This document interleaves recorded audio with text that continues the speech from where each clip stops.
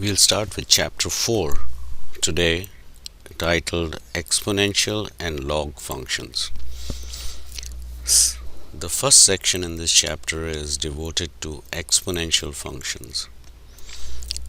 In the previous chapters, we studied what are called polynomial functions, and in this chapter, we are going to look at what are called transcendental functions, such as exponentials and log functions.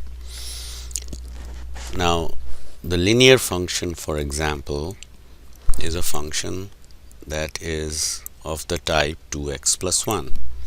The quadratic function is something that has an x squared quantity in it. Now we are going to look at a new class of functions called exponential functions, such as 2 raised to the power x or 3 times 5 raised to the power negative 2x. The thing to note here is that the variable x is now in the exponent and the base is the constant. Earlier, for example, when we were studying quadratic functions, the function was something like x squared plus 2x plus 3.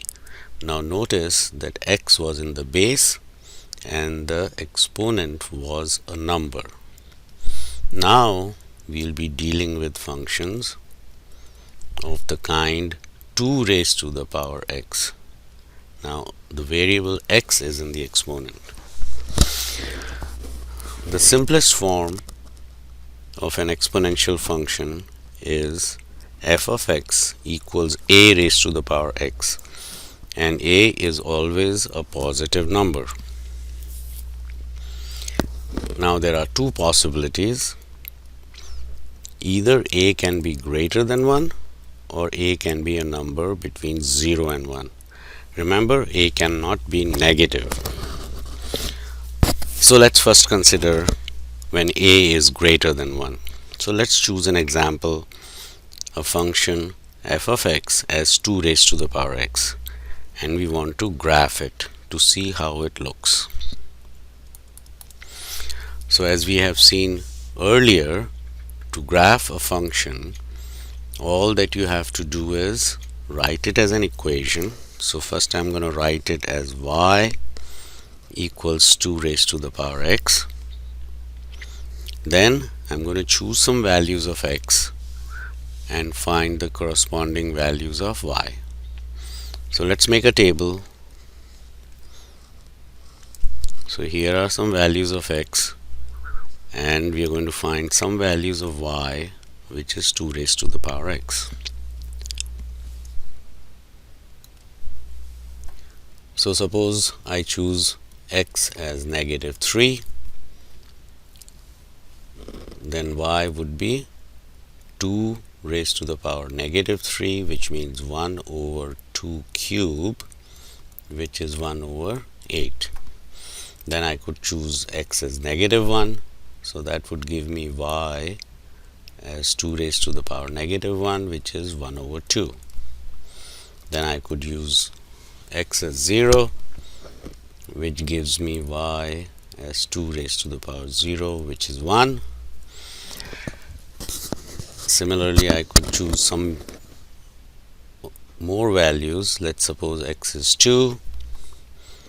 Then I get y as 2 squared, that is 4. Let's choose one more. Suppose x is 3. Then I would get y equals 2 cube, and that is 8. So now if we were to plot these points, we would get something like this. So when x is negative 3, it's somewhere here. So if we connect these points, we see that the graph looks something like this. So for any value of a which is greater than 1, the shape of the graph will be very similar, and such a graph is called an exponential growth graph. On the other hand, when a is between 0 and 1, then the shape is different. For example, let's consider f of x as 1/2 x, which means it is 0.5 raised to the power x. So again, as in the previous case, we could take some values of x, find the corresponding values of y, and see how it looks by plotting it. So suppose I choose x as -2, then my y would be 1/2 raised to the power -2, which means 2 raised to the power 2, which would be 4. You could obviously use a calculator here if you want, or you can use the rules of exponents.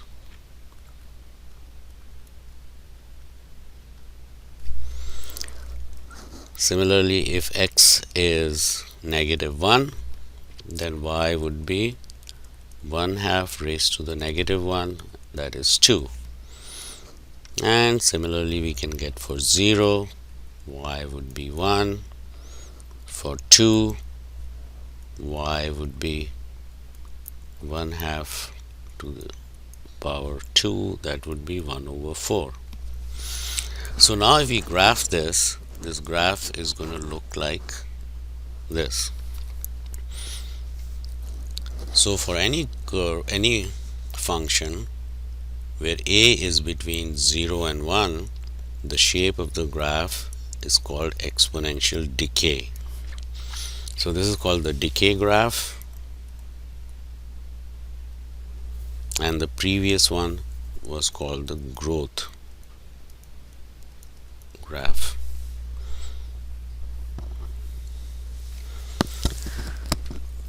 These kind of functions are very common in financial and business applications. Now let's look at a very special number called E. This is called the Euler's constant. It's an irrational number and it has this value. Very many times we would have to compute the function e raised to the power x, and this is obviously a growth function because e is more than 1, and you should be able to compute anything using your calculator. So for example, suppose you have to find f of x.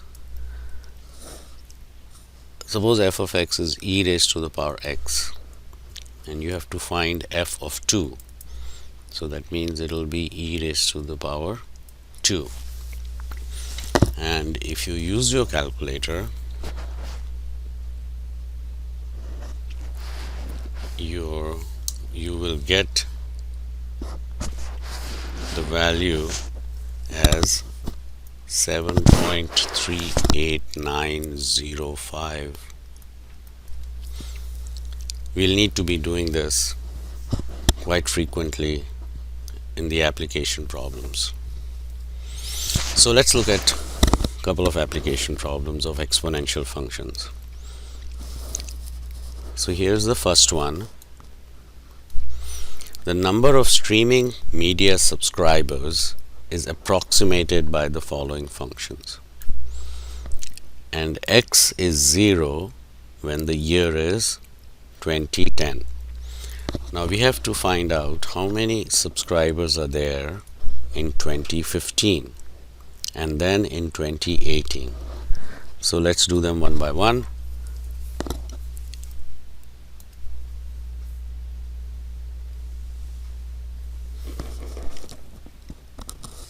So when it is 2015, that means x is 5. So essentially the question is asking us to find f of 5, which means 62.5 times e raised to the power 0.22 times 5, because x is 5. Now you would have to use your calculator to find this value. So all of you should have your calculator out and try it out, and when you do this you are going to get 18776.76, and since these numbers are in millions, we would say million subscribers. Similarly, when we want to find how many subscribers are in 2018,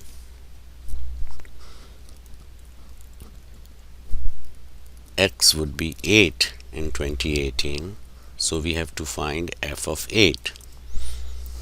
So evaluating this function at 8 means substituting x as 8, and that would give me 363.28, and again this would be millions subscribers.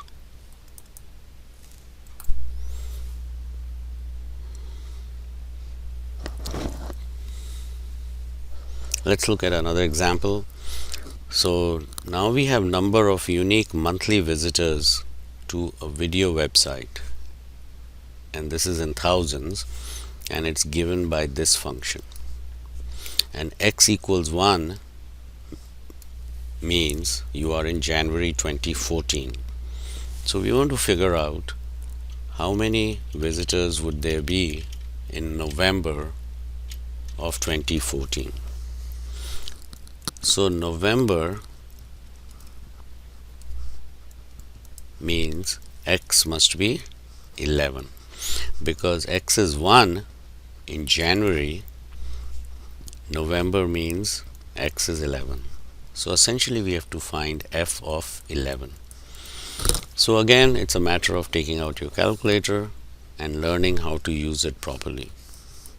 So some of you who have not used calculators to find exponents, it is important for you to practice this.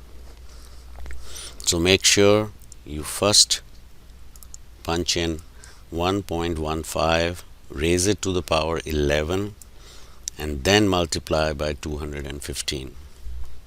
If you do that, then you will get 1000.26, and since it's in thousands, we multiply it by 1000, and that's how you get 1,260,000 visitors. Finally, a financial application. A bank is giving 5% interest in a savings account. So when P dollars are invested, then the balance after T years is given by this function. So the question is, what would be the balance after 5 years when $2,000 are deposited? So that means we know that the money deposited right now is 2,000, and T is 5 because we are interested in finding it after 5 years.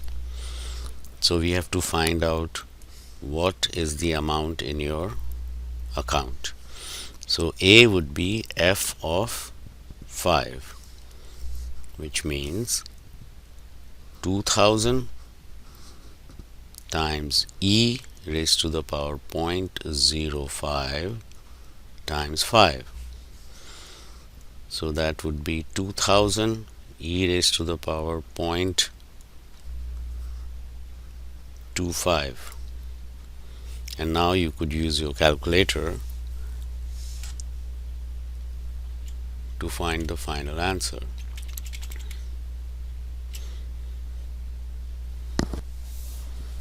So you would have 2000 times 1.28402, and that would give us $2,568.05.